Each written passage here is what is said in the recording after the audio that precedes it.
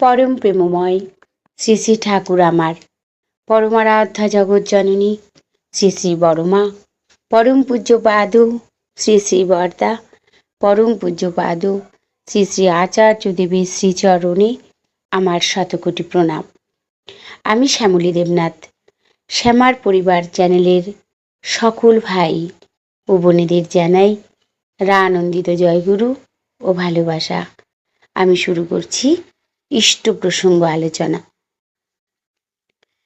এক মা এসেছেন তার 20 বৎসর বয়সের ছেলেকে নিয়ে দেওঘর আশ্রমে। সেখানে এসে তিনি ঠাকুর প্রণাম সেরে পরম পূজ্যপাদ শ্রী শ্রী আচার্য দেবের কাছে নিবেদন করলেন তার ছেলের আজ জন্মদিন। তাই তিনি আচার্য দেবের কাছে আশীর্বাদ চান ছেলেটি যেন একটু শান্তশিষ্ট মানুষ হয়ে ওঠে। ও বড় জেদি, কারো কথা শুনে না, নিজের ভালো মন্দ বোঝে না, ইত্যাদি ইত্যাদি। সব শুনে শ্রী শ্রী আচার্যদেব বললেন, ও নিজের বুদ্ধিতে নিজেকেই নিজের জীবনের প্রধান বলে মনে করে। ও ভাবে ও যেটা বলছে, ও যেটা করছে সেটাই ঠিক। আর এটাই কারণ, যে কারণে যখন তখন ও আপনাদের সাথে অন্যায্য আচরণ করে বসছে।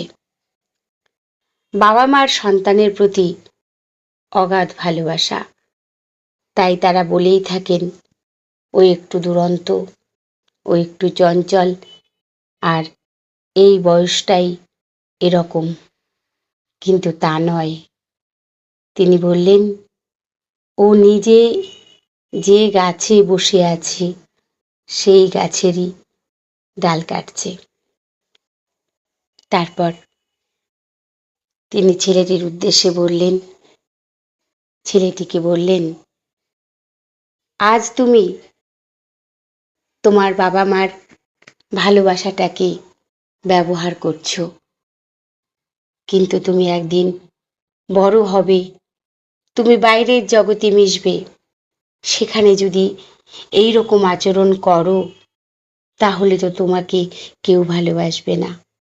তারপর তুমি বিয়ে করবে, বউ আনবে, তার সঙ্গে যদি এইরূপ আচরণ করো তাহলে তো তোমাকে সোজা থানা পুলিশ করতে হবে। কাজের জগতে গিয়ে যদি তুমি তোমার মেজাজ দাও, সেই মেজাজে তোমাকে যে তোমার চাকরি থেকে বার করে দেবে না, এর কি মানে আছে? বাবা মা তোমায় ভালোবাসেন বলে তুমি তার অসৎ ব্যবহার করছো। ভালোবাসা হলো পৃথিবীর সবচেয়ে শক্তিশালী আবেগ।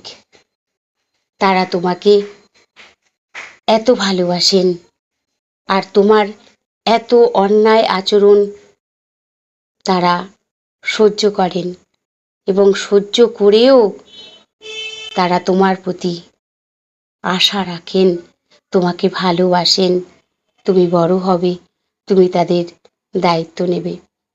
তাই তোমার জীবন দর্শনটা যতক্ষণ না তুমি বদলাচ্ছ ততক্ষণ কিছুই হবে না। ছেলেটি মাথা নিচু করে ছিল।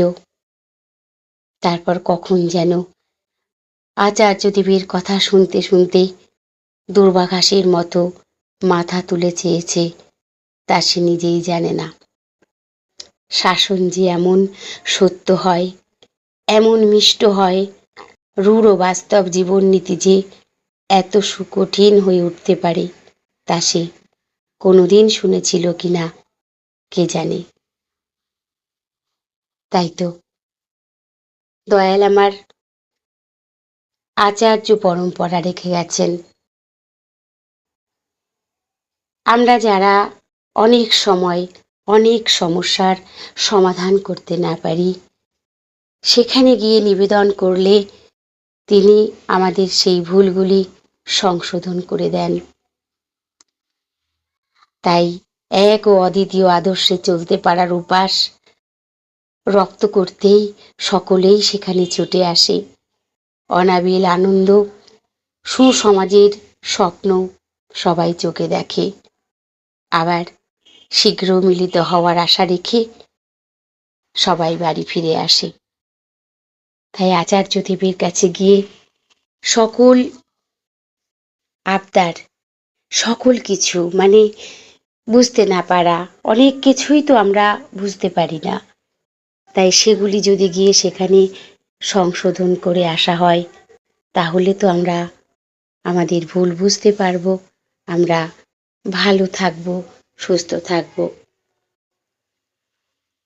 আমরা সকলেই যদি তাকে অনুসরণ করে চলতে পারি, তার নির্দেশ মতো চলতে পারি, আমরা সকলেই ভালো থাকবো। তাতে আমাদের জীবন আনন্দময় হয়ে উঠবে। দেওঘর মাঝে মাঝেই যাওয়া লাগে। সেখানে গিয়ে আচার্যদেবের সান্নিধ্যে সকল কিছু নিবেদন করে মনের ভেতরে আলাদা একটা শান্তি পাওয়া যায়, যে শান্তি বোঝানোর মতো নয়, এমনই শান্তি, এত ভালো লাগা।